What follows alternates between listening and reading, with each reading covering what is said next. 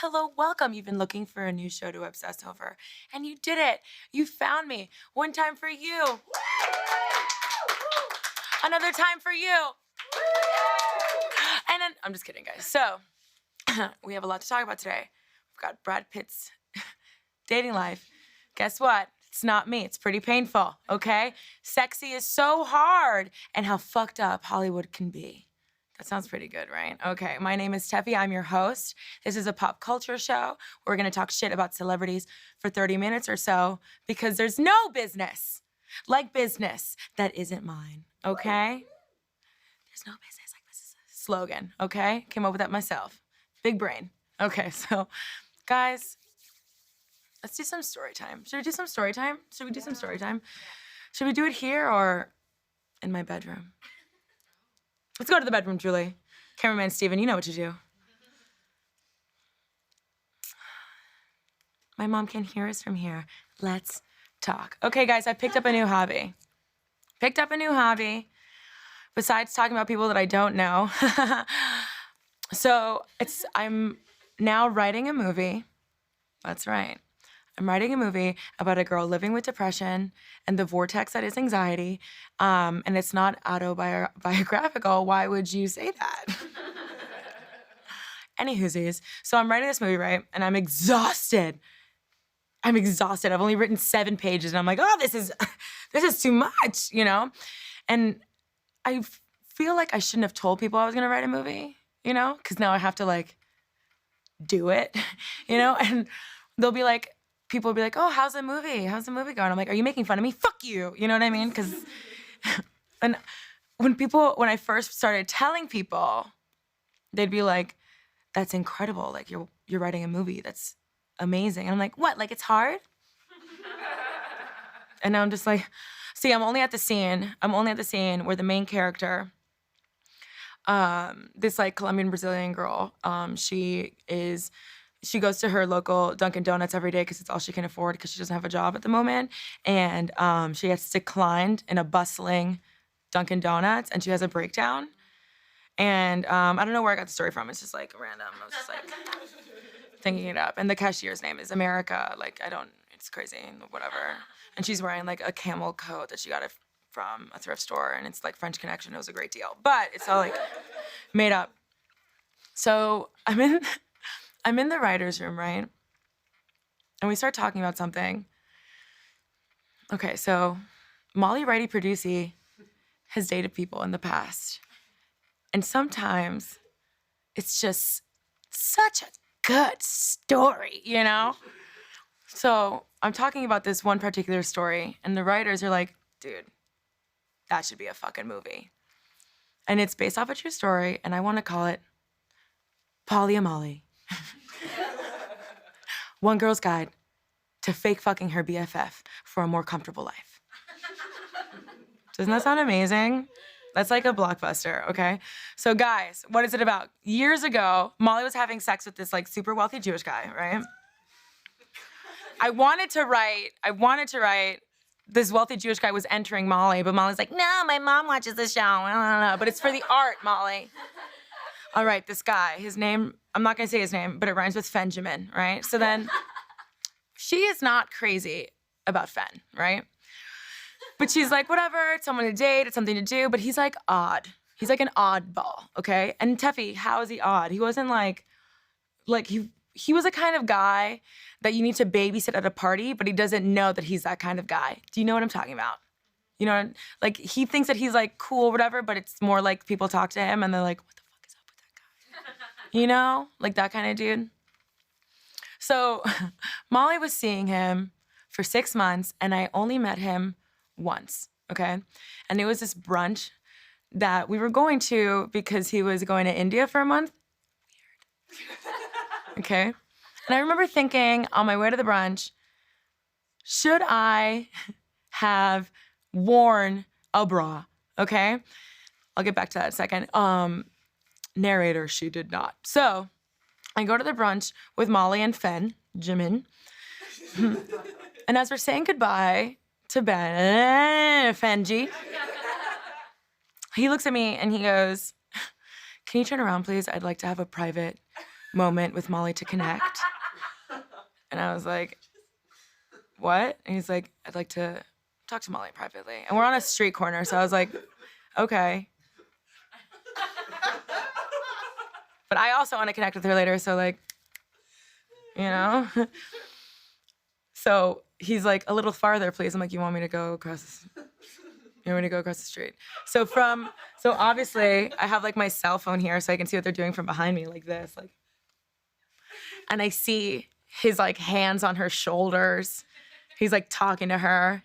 He like kisses her. I'm like, oh, we got kisses. You know what I mean? Like, so afterwards, whatever, he says goodbye to Molly and he like gives me a wave and I'm like, okay.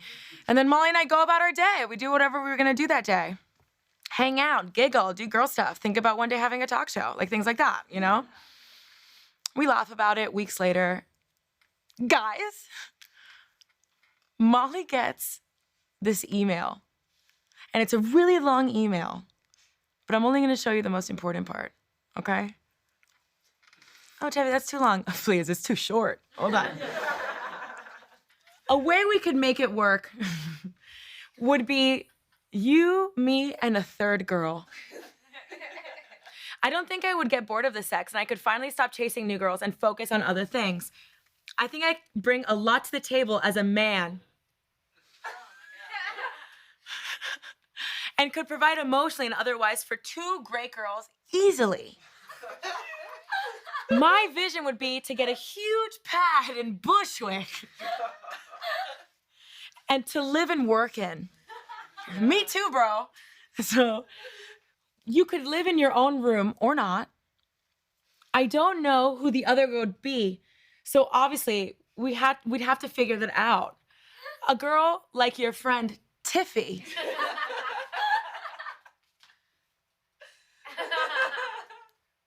A girl like your friend Tiffy, Tefi. Slap me in the face, why don't you?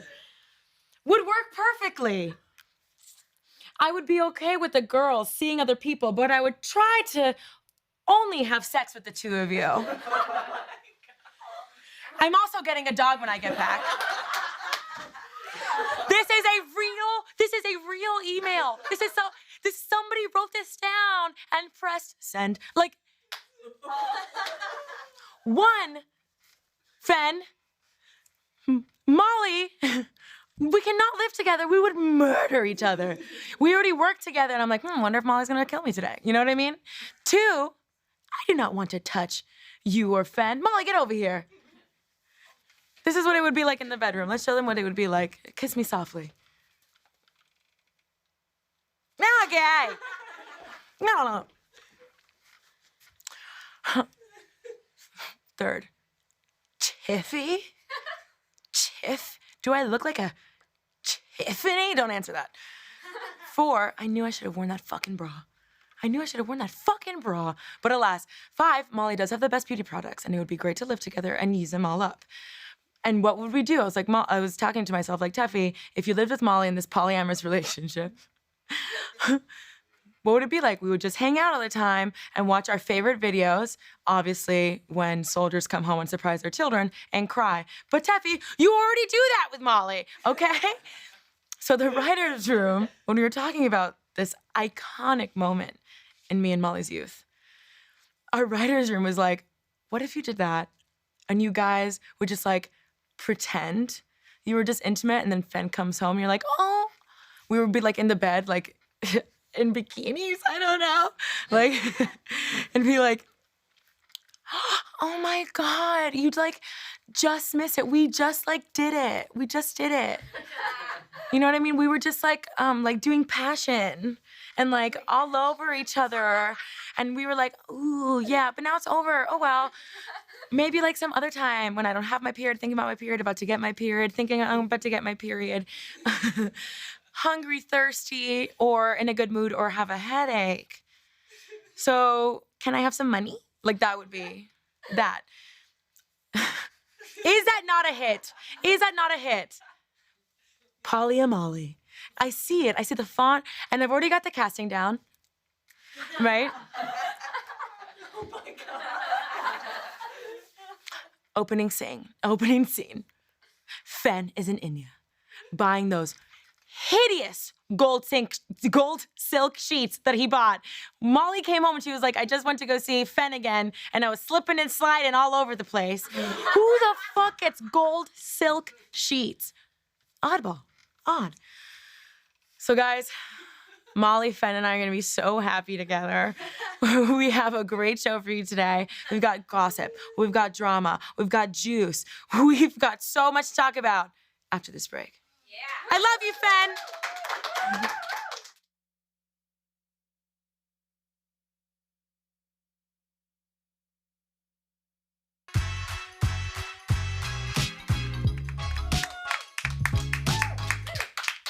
Guys, I'm so happy you got to see the live show. Unfortunately, some people are watching the live show because they pulled their back out, but oh well, I'll take what I can, okay? Breaking news. Harriet Tubman was not a white lady, okay? So Harriet Tubman is an iconic figure in Black history. She's one of the most famous women we talk about when we're in school, one of the most courageous people we've learned about, and she saved thousands and thousands of lives during the darkest period of American history, right? So yes, of course, there's gonna be a movie about her. She's legendary. And the movie's gonna be, you know, like respectful, and it's gonna be well written and beautiful, and it's starring Cynthia Erivo, right? So get this, the screenwriter did an interview and said, you know, Hollywood's really changed, because 26 years ago, when I was pitching this to studios, this Hollywood executive said, great script, Julia Roberts, perfect for it, no one will tell the difference. I'm gonna say that again. Julia Roberts, look at that side eye, look at that side eye. Julia Roberts, perfect for it. No one will be able to tell la diferencia. Okay.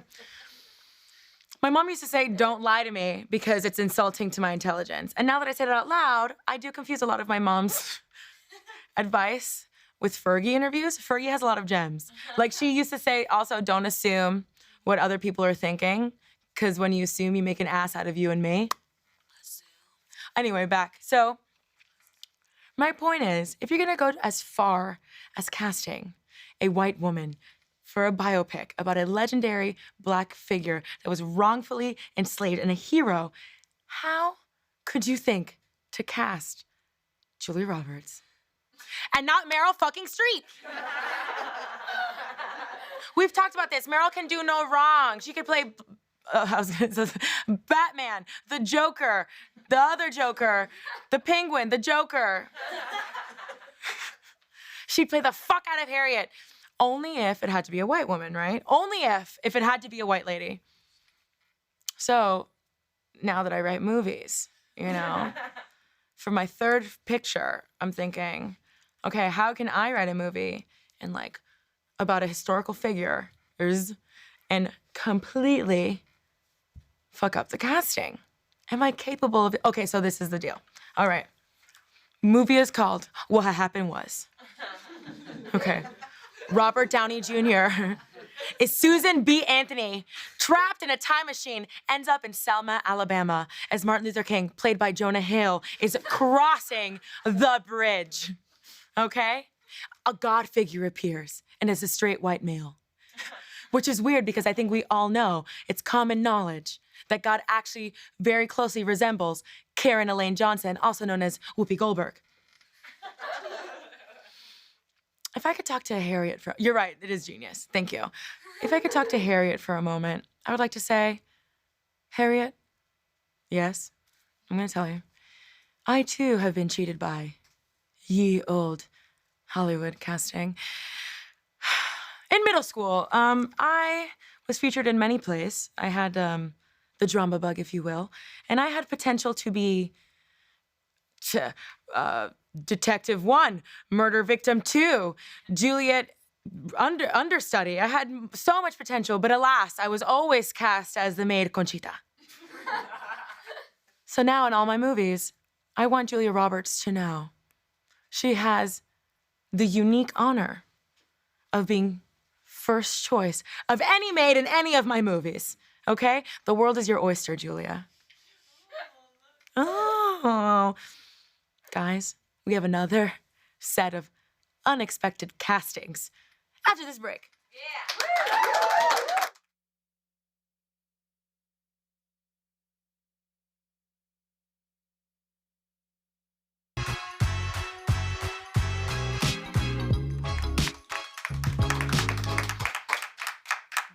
What do you mean? I can't redo the monologue because Flamingo wasn't here. I can't redo it. I have to keep going with the show. All right, hi, hello, guys, welcome. I'm not gonna do it. So, Brad Pitt and Elia Shawkat maybe dating? Shakat. Sorry, hold on. Hey guys, welcome back. Brad Pitt and Elia Shawkat are maybe dating? You get it? Because she's maybe in Arrested Development. We're geniuses. So, guys, Brad Pitt is that guy, okay? He's that guy. The guy that is painfully hot. And the worst part is that he's nice. Hot guys that are nice are venom. They will imprison you. Similar to good dick, it will imprison you. I always say the mind is a prison that locks from the inside, but good dick imprisons you from the outside. You know what I'm talking about? Key throws away the lock. Okay, so if you're looking at Brad Pitt's dating roster, you know that he fucks good, okay? Also, we know that Brad has never been single, okay? I don't know when I talk about Brad Pitt, why I get this like flirty butterfly tingle. Like I'm like, hey Brad, like, hey Brad. Yeah, you can walk me to class, like that kind of thing. I get like giddy, but okay, so anyway, like right now, we're living in a super rare time. Very rare time, okay? Brad Pitt, 55 years old, fine as wine, and he is single and ready to mingle. And he is mingling, okay? Tefi, who's he mingling with? One of the celebrity models a la Leo DiCaprio? Nay. One of the tabloid queens? No, that's never been Brad's estilo, okay? Brad Pitt's old fine ass has been seen various times out and about with maybe from Arrested Development, okay? Her real name is Elia Shawkat, and as I said, she's on Arrested Development, so you can get a little familiar with her for people that don't know who she is. We have pulled my favorite clip of all time from the show. Hit it, Julie. And that's when Maybe decided to become a devout Christian. Do you guys know where I could get one of those gold necklaces with a T on it? That's a cross. Across from where? It's not He's like, no. So she's going on dates with BP, to museums, and art galleries, like blah, blah, blah, blah, blah, blah. And sources are saying they're just friends, which is hysterical because that's exactly what Pete says to Kaya when they're fucking. And we did a whole segment actually on celebrities that say they're just friends. I'm talking to Lady Gaga and Bradley. You guys are fucking. But if you haven't seen the segment, go and find it. Not to toot my own horn, toot toot, but it's fucking fantastic. Okay, so I'm not saying that our dear Maybe is ugly or like, oh my God, how could he be dating her? That's not what I'm saying at all. I think she's super fucking cute. She's a great actress. I'm not like, ew, yuck out here. Actually, the complete opposite. I think that they're cute. What I'm saying is that today my life has changed. Something has dawned upon me. Something I never realized before. When we think of Brad, who do we think of? Angelina, Jennifer, Robin, Gwen, Gwyneth Paltrow, not Stefani. But guys, yes, he's dated all these bombshells, but Brad likes cute, funny girls. You know how Oprah was giving away cars? You get a chance with Brad. You get a chance with Brad. You get a chance with Brad. You get a chance with Brad.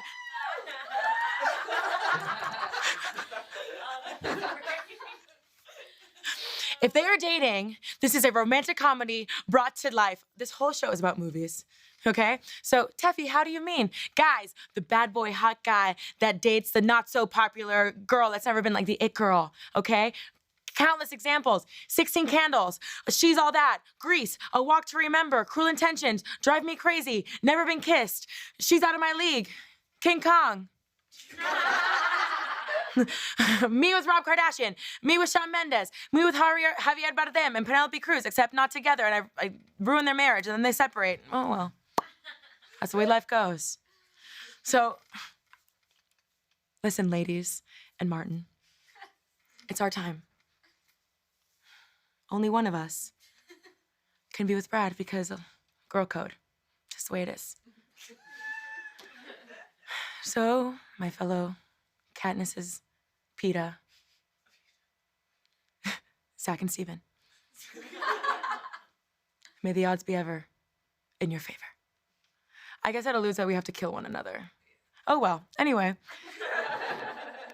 It's not always this easy being painfully hot. Just ask Emily Ratajkowski. Okay. Emily Ratajkowski says being hot is hard. You know when you want to like somebody so bad? Like, I want to like you. I want to like you.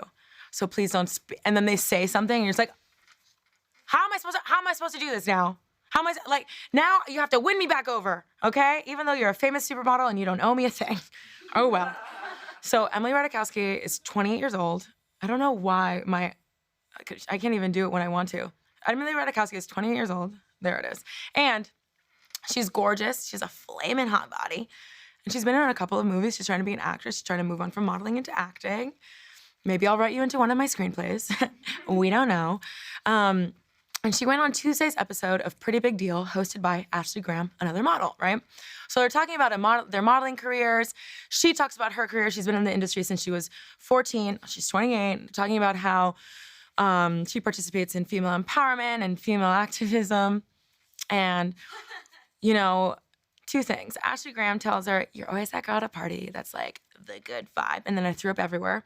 And then also, Emily, I've always been known as like, this sexy girl. And she asked Emily, have you ever used this as a superpower or has it hurt you? So Emily says this. Mad. And then now that I'm 28, I'm like, oh no, like human beings actually can't physically survive being just seen for their appearance for this amount of time. And like, that's why by the time you hit 30, you're like, I gotta find something else, you know? So I've been really mindful. Female empowerment. So we have like NASA level technology here in our studio. And we decided like, what will, she's 28, what will Emily look like when she's 30? Pull it up. I get it. I get it. What can you do? Emily, you just have to stay strong, sweetheart. Also, side note, Naomi Campbell, baby, is 47 years old, okay? Bitch. So is Susan Sarandon. So is Claudia Schiffer. Lots of people are over the age of 30 and survived it, okay? So also, I think that, like, the thing that pisses me off the most is that she's not saying that beautiful women need to be taken more seriously, right? Because that I could, like, kind of bullshit believe. She's saying, oh, when I age out of Hollywood, I need to figure my shit out. Where's my next check coming from? Because I couldn't possibly be accepted at 30. It's so old. So, Emily, like, you are hot and, like, shut the fuck up. Not shut the fuck up about female empowerment, however you do that. Okay? But shut the fuck up about how, like, being hot is a double-sided sword. It's a blessing and a curse. Like, remember this Misha Barton quote? Remember Misha Barton, one. But two, look at this Misha Barton quote. People aren't as accepted. Pretty people aren't as accepted as other people.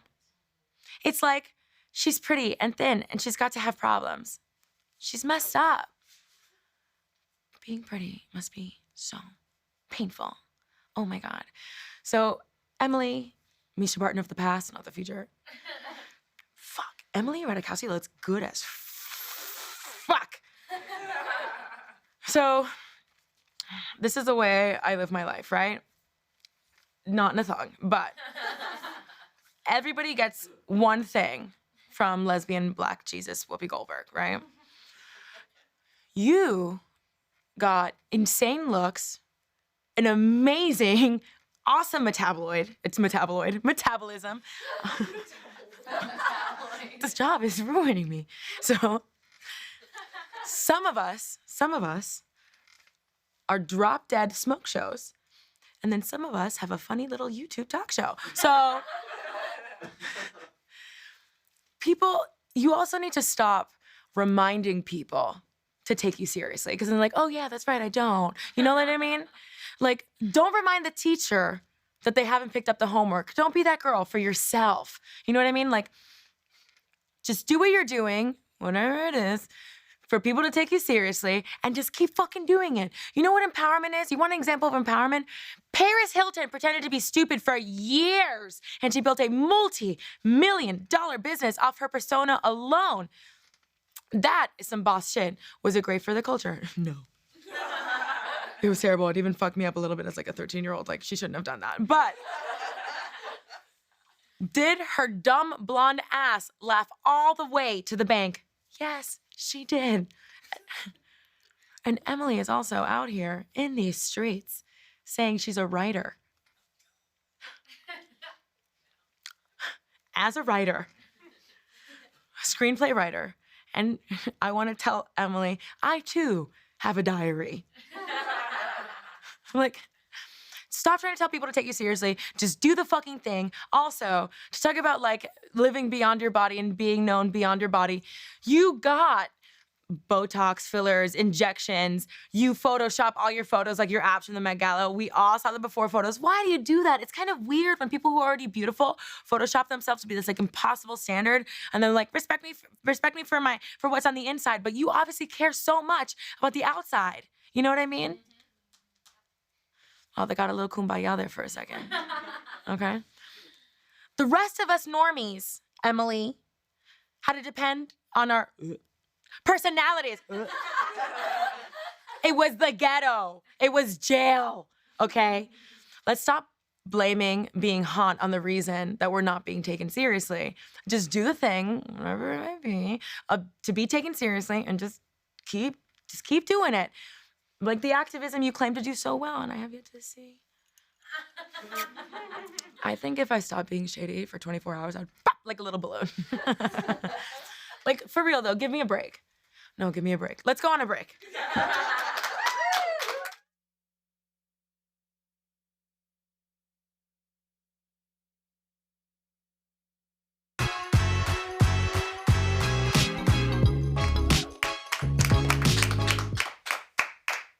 How's everybody doing? How do we feel about the show today? No one's quitting. Okay. You guys reached my favorite part of the show. It's when I get to bond with you a little bit, share some life advice with you. I've been a lot of people. I've done a lot of things. I've seen a lot of things. It's a big, bad world out there, and I don't want you to go out there and feel unprepared. My voice went down.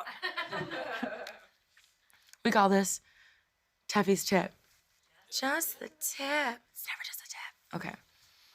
That's how you get pregnant. So, guys, if you are one of those people that love to go out and your friends, sometimes you feel like you need to rally them. You know what I mean? Like, come on, no, I went out on like Saturday. I don't want to be hungover. I have Pilates at noon. I want to feel good for it. Or I have a job. You